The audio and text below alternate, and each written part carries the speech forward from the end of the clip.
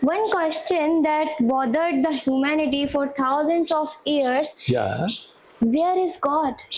Yes. Okay. So, what do you think? Where is God? I think God is everywhere. Yeah. In the plants, in the objects, in animal lives, in human lives. God Everywhere is it is everywhere. there. Yes. Once we know, then is the God here in my hand?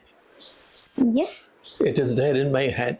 In other words, God manifests as objects. Am I right in saying that? Yes, you are right.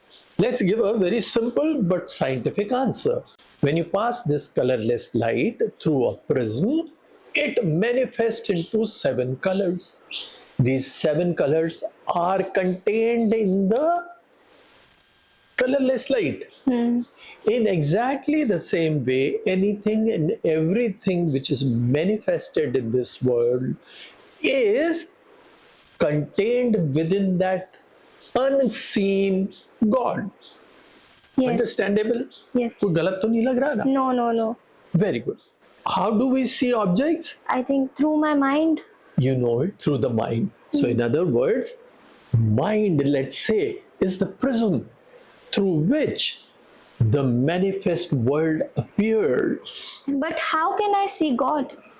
Good. So now, again, the same scientific principle, we will take it forward. When these 7 colors are passed through an inverted prism, then what happens? That all colors, they merge into colorless light. Wait, what is the difference of the prism and the inverted prism? Yeah, these are two different prisms. You know the universe through your mind.